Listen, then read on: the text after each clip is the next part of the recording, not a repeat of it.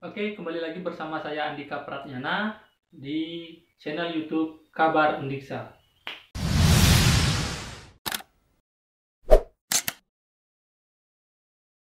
Sebelum saya menyampaikan informasi terkait dengan PKKMB tahun 2020, saya ingin mengucapkan terima kasih banyak kepada teman-teman semua yang telah mendukung channel YouTube Kabar Undiksa ini. Oke, saya mengucapkan terima kasih banyak. Dan terus dukung kami, support kami agar kami bisa menyampaikan, memberikan informasi-informasi yang terkini dan juga tentunya bermanfaat bagi kita semua. Dan jangan lupa bagi yang belum subscribe YouTube Kabar Undiksa ini, silahkan subscribe dan aktifkan tombol loncengnya agar Anda tidak ketinggalan informasi terkait dengan Undiksa. Dan jangan lupa juga untuk mendukung kami di akun Instagram Kabar Undiksa agar informasi-informasi yang kami bagikan juga kalian tidak ketinggalan. Nah, jadi untuk teman-teman semua, jika kami Kabar Undiksa memiliki atau menyebarkan informasi-informasi yang menurut kalian itu keliru dan menurut kalian itu salah, silahkan hubungi Kabar Undiksa, baik itu melalui DM ataupun melalui WA saya ataupun Telegram saya, bahwa ini informasinya salah, harusnya seperti ini dan seperti ini gitu. Agar kami bisa mengkoreksi diri dan bisa merevisi apa yang kami informasikan atau kami posting di YouTube ataupun di Kabar Undiksa. Itu sebagai bahan evaluasi kami, oke? Karena jujur saja Kabar Undiksa sangat terbuka sekali adminnya. Kalian bisa tahu siapa admin Kabar Undiksa karena di Undiksa sendiri banyak akun-akun atas nama Undiksa itu akun tidak resmi. Begitu juga Kabar Undiksa adalah akun tidak resmi tetapi bertujuan memberikan informasi-informasi yang memang benar-benar update, terkini, dan memang benar-benar diperlukan oleh mahasiswa Undiksa, seperti itu. Karena banyak akun yang atas nama Undiksa, adminnya saya saja tidak tahu gitu. Artinya apa ya, masih tersembunyi adminnya, tidak terbuka. Nah, itu saya dan tim di Kabar Undiksa berusaha untuk terbuka. Segala informasi yang kami dapatkan akan kami pilah terlebih dahulu, baru kami share. Begitu juga teman-teman yang ingin koordinasi, yang ingin menyampaikan keluhan atau menyampaikan apapun itu, jadi bisa kalian hubungi kapan saja, seperti itu. Oke, pada video kali ini saya akan membahas tentang informasi terkait dengan PKKMB Undiksa tahun 2020. Nah, PKKMB ini adalah pengenalan kehidupan kampus mahasiswa baru, seperti itu. Dulu namanya OKK, orientasi kehidupan kampus. Sekarang sudah dirubah menjadi PKKMB itu, oke. Nah, dari informasi-informasi sebelumnya yang saya informasikan, baik itu di YouTube maupun di Instagram Kabar Undiksa, mengalami sedikit perubahan karena tadi pagi diadakan rapat oleh pihak rektorat dan juga panitia pelaksana PKKMB itu dari mahasiswa. Nah, ada banyak perubahan yang terjadi dan juga banyak tambahan juga ada. Nah, sekarang akan saya informasikan sebagai bahan informasi bagi kalian untuk kalian bisa mempersiapkan diri sebelum melaksanakan PKKMB tahun 2020 ini. Oke, yang pertama adalah jadwal pelaksanaan PKKMB Undiksa tahun 2020.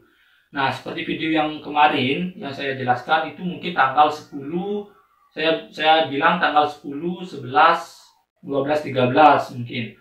Nah, tetapi berdasarkan hasil rapat tadi, itu dirubah atau dimajukan tanggalnya. Nah, itu dimulai pada tanggal 9, 10, 11. Betul ya, 3 hari, dan juga 11, 10, 9, 9, 10, 11, 12 itu sudah 4 hari lah dilaksanakan PKKMB. Itu untuk jadwal fixnya, itu udah fix sekali pada tanggal 9, 10, 11, 12. Nah, apa saja rancangan kegiatan, apa saja pelaksanaan kegiatan PKKMB tahun 2020 ini? Yang pertama adalah mungkin hari pertama seperti biasa pembukaan acara. Itu ada penyampaian atau sambutan dari Bapak Rektor Undiksa, dan juga nanti ada pengenalan kampus berupa video pengenalan kampus seperti itu, dan juga nanti ada sosialisasi materi-materi tertentu. Nah, sebelum itu kalian harus presensi terlebih dahulu, presensi menggunakan Google Form. Oke, itu menunjukkan bahwa kalian ikut PKKMB ataupun tidak, seperti itu. Itu akan nanti diberikan presensi menggunakan Google Form. Nah, seperti itu. Nah, pada hari pertama, pada tanggal 9 September 2020, itu ada materi terkait dengan pencegahan korupsi, terus ada sosialisasi pencegahan korupsi, terus juga ada sosialisasi dari Dirjen Dikti ataupun Kemdikbud, dan juga nanti ada informasi atau sosialisasi ataupun pengumuman lainnya. Yang jelas kebanyakan dari kegiatan PKKMB ini akan diisi oleh materi-materi tentang tentang kebangsaan, ya, baik itu radikalisme, cinta tanah air, dan juga anti narkoba, anti korupsi, dan lain sebagainya. Itu kebanyakan materinya akan seperti itu, dan berupa sosialisasi dan diisi oleh pemateri oleh pemerintah, seperti itu, baik itu dari pemerintah daerah maupun pemerintah pusat, seperti itu, ya. Nah, terus pada tahun-tahun sebelumnya itu ada pengenalan Ormawa, baik itu BEM Undiksa, MPM, BEM Fakultas, maupun juga Parade UKM, unit kegiatan mahasiswa. Nah, itu dilakukan secara langsung kalau dulu, ya. Untuk sekarang ini akan dilaksanakan menggunakan video. Jadi video akan di-share kepada teman-teman semua untuk mengetahui ormawa yang ada di Undiksa, gitu.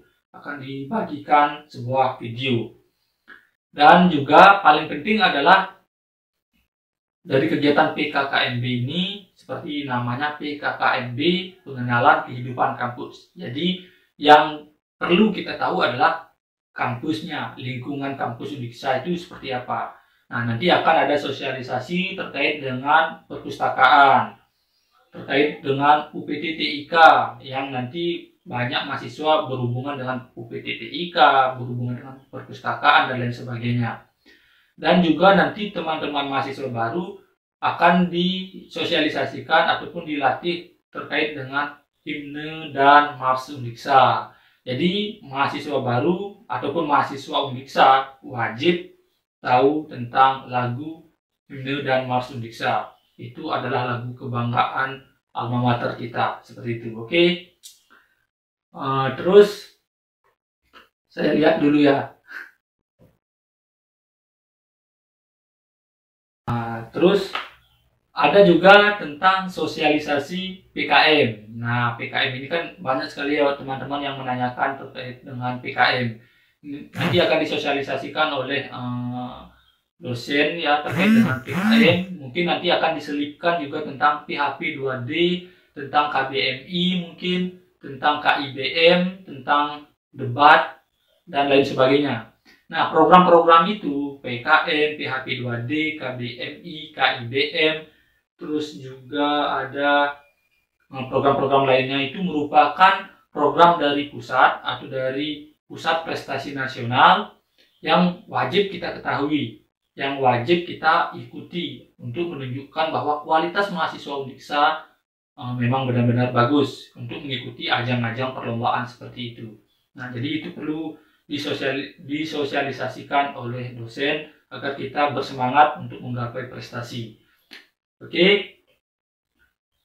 Dan yang terakhir adalah tugas, ya. Apakah tugas itu seperti video sebelumnya saya bilang bahwa akan diberikan tugas PKM, tugas esai ataupun artikel ataupun opini, dan yang terakhir adalah resume. Nah, seperti yang saya sampaikan di grup Telegram ya, di grup Telegram mahasiswa baru Maba Undiksa 2020. Itu grupnya tidak resmi ya, ingat sekali lagi itu grupnya tidak resmi, dan itu fungsi grupnya adalah sharing terus berbagi informasi, itu aja. Ada grup resmi Undiksa dari BEM, silahkan ikuti itu, mungkin di sana akan diberikan informasi terkait dengan PKKMB. Tetapi grup yang saya buat itu adalah grup untuk saling silaturahmi lah antar mahasiswa baru. Mungkin ada kakak tingkat yang juga masuk di sana, saya persilahkan dan untuk membagikan informasi-informasi di setiap fakultasnya ataupun jurusannya. Oke, kembali lagi di tugas. Tugas yang pertama adalah PKM. Nah, tugas yang pertama adalah PKM. Kemarin saya menjelaskan bahwa PKM itu akan ada strukturnya. Nah, strukturnya terus PKM itu dibuat secara lengkap. Kalau dulu dibuat secara lengkap, baik itu dari bab 1 sampai bab 4, terus juga ada lampiran dan lain sebagainya. Nah, untuk sekarang, untuk tahun ini akan sangat diringankan. Karena apa? Yang pertama adalah ini penyampaian dari Bapak Wakil Rektor ya. Ini Bapak Wakil Rektor sangat bijaksana sekali, sangat memperhatikan mahasiswanya agar tidak membebani ataupun memberatkan mahasiswa untuk membuat tugas-tugas yang terlalu berat seperti itu. Nah, untuk tugas PKM, sebagai informasi tadi bahwa PKM akan tidak dibuat secara lengkap. Nah, tidak dibuat secara lengkap, tetapi dibuat hanya dibuat menggunakan gagasan PKM. Nah, gagasan PKM itu mungkin nanti akan disusun oleh UKM Pekim ya. Gagasan PKM itu mungkin akan ada permasalahannya apa, idenya apa, permasalahannya apa, dan solusi yang ditawarkan itu seperti apa. Nah, itu PKM-nya itu, gagasan PKM itu akan dibuat maksimal 5 halaman, 3 atau 5 halaman gitu ya, 3 atau 5 halaman. Tidak seperti PKM-PKM sebelumnya itu sampai 10 halaman, dan bahkan ada lampiran ya, itu sampai 20 halaman.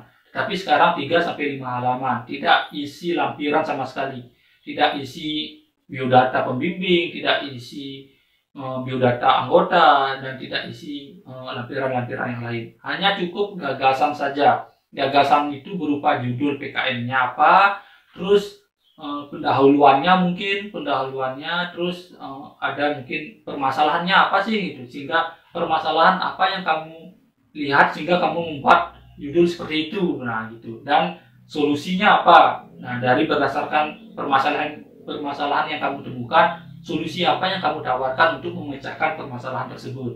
Nah, itu berupa gagasan PKM. Cukup itu, dan tugas PKM saat ini, gagasan PKM saat ini dikerjakan secara individu, tidak berkelompok lagi.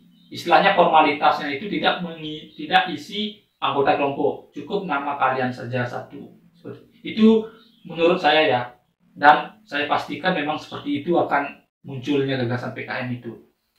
Terus yang kedua adalah terkait dengan resume. Jadi mahasiswa yang mengikuti PKKMB ini, saya sarankan dan saya sarankan untuk benar-benar mengikuti sosialisasi yang disampaikan oleh pemateri ataupun narasumber pada saat kegiatan tersebut. Karena apa? Tugasnya akan tidak jauh dari sana seperti itu. Misalnya kalian akan disuruh resume terkait dengan sosialisasi ataupun materi anti narkoba, ataupun resume tentang sambutan rektor mungkin gitu, ataupun resume tentang anti radikalisme seperti itu, dan lain sebagainya. Apapun sosialisasi yang diberikan, baik itu dari pemerintah daerah maupun dari panitia ataupun dari dosen, ikuti dengan baik, ikuti dengan seksama dan dengarkan dengan baik. Karena tugas yang akan diberikan oleh panitia akan berkaitan dengan sosialisasi tersebut, berkaitan dengan materi-materi yang disosialisasikan tersebut. Jika kalian tidak mendengarkan itu dan tidak fokus terhadap apa materi yang disampaikan, kalian tidak akan bisa membuat tugas tersebut gitu. Karena itu disuruh ngeresum gitu, ngeresum. Nah, itu poinnya ya. Saran saya, ikuti dengan baik, ikuti dengan tekun. Hanya mendengarkan saja, ataupun mungkin nanti kalian, saran saya ini ya, dengarkan sambil rekam mungkin. Nah, gitu. Dengarkan sambil rekam suara pada saat sosialisasi, sambil rekam. Nanti pas pengerjaan tugasnya kalian bisa dengarkan kembali gitu. Sehingga kalian tidak lupa dengan materi-materi yang disampaikan oleh narasumber ataupun pemateri seperti itu. Nah, itu tugas untuk resume. Itu tugasnya itu diketik apa ditulis tangan gitu. Nah, pada tahun-tahun sebelumnya itu tidak ada tugas yang diketik kecuali PKM ataupun esai mungkin. Nah, kebanyakan itu ditulis tangan, minimal 2 halaman double folio atau sampai 10, enggak sih. Sampai 5, 4, 6 halaman biasanya seperti itu. Itu ditulis tangan.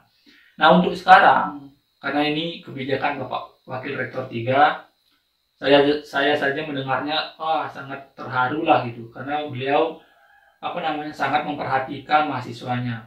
Beliau menyarankan agar tugas pada pada kegiatan PKKMB ini sangat diringankan gitu, sangat dipersedikit gitu. Nah, itu maksimal halaman yang saya dengar tadi itu 4 halaman gitu, 4 halaman. Maka itu udah maksimal sekali 4 halaman. Nah, kemungkinan bisa sampai 1 sampai 2 halaman saja seperti itu. Nah, masalah itu ditulis tangan ataupun diketik, nah saya belum tahu kepastiannya. Yang jelas tugasnya akan seperti itu, tidak jauh melenceng seperti yang saya sampaikan tadi. Itu kegiatan PKKMB dari tanggal 9, 10, 11 ya, 3 hari. Nah, untuk tanggal 12 itu akan di kegiatan PKKMB itu akan dilaksanakan di fakultas ya. Di fakultas akan memberikan pengenalan, baik itu dekan fakultasnya siapa, wakil dekannya siapa, kaprodi dan ketua jurusan siapa, dan juga akan dilakukan pengenalan cara menyusun KRS. Nah, itu sangat penting sekali bagi mahasiswa baru. Bagaimana cara menyusun KRS dan juga mengetahui pembimbing akademiknya. Itu ya. Nah, dan pada tanggal 13 mungkin libur atau mungkin sudah selesai atau mungkin ada kegiatan pengenalan lainnya. Saya kira sih itu sudah libur, dan tanggal 14 sudah mulai kuliah. Oke. Itu informasi dari saya yang saya dapatkan dari rapat tadi, dari rapat PKKMB oleh Rektorat bersama panitia pelaksana UKKN. PKKMB, bukan UKK, PKKMB, seperti itu. Mungkin itu yang dapat saya sampaikan. Semoga materi yang saya sampaikan tadi itu bisa dicerna dengan baik, dipahami dengan baik, dan mungkin nanti akan dilaksanakan sesuai dengan saran saya. Seperti itu ya teman-teman. Mungkin kalian akan selalu berhadapan pada laptop ataupun HP ya, karena ini kegiatannya secara daring, tidak mungkin di luar dari itu, seperti itu ya. Pasti kalian harus berhadapan pada laptop, ataupun pakai HP ya. Yang pakai HP pasti selalu berhadapan dengan itu. Nah, itu kegiatannya dari jam 7 pagi ataupun jam 8 pagi sampai jam 3 sore. Itu sangat singkat sekali, dan nanti di pertengahan kegiatan itu akan ada jeda istirahat. Nanti teman-teman juga bisa istirahat itu, agar HP-nya yang pakai HP tidak meledak nanti gitu, bisa pakai ngecas juga dulu, seperti itu. Intinya pada kegiatan PKKMB ini sangat fleksibel sekali, sangat diringankan sekali, karena mengingat bahwa kita pada saat ini mengalami pandemi dan juga tidak dibebankan kepada mahasiswa baru, agar kita tetap fresh ya, tetap menjaga kesehatan. Oke, jadi itu yang dapat saya sampaikan. Semoga teman-teman paham apa yang saya sampaikan. Mohon maaf apabila bahasa yang saya gunakan terlalu menjelimet, terlalu ngarung ngidul. Nah, intinya, itu pokoknya informasinya. Oke. Jadi yang terakhir adalah tetap jaga kesehatan kalian ya, dan semangat demi masa depan kalian dan cita-cita kalian. Selamat, dan saya ucapkan selamat bergabung di Universitas Pendidikan Ganesha. Saya Andika Pratnyana, terima kasih.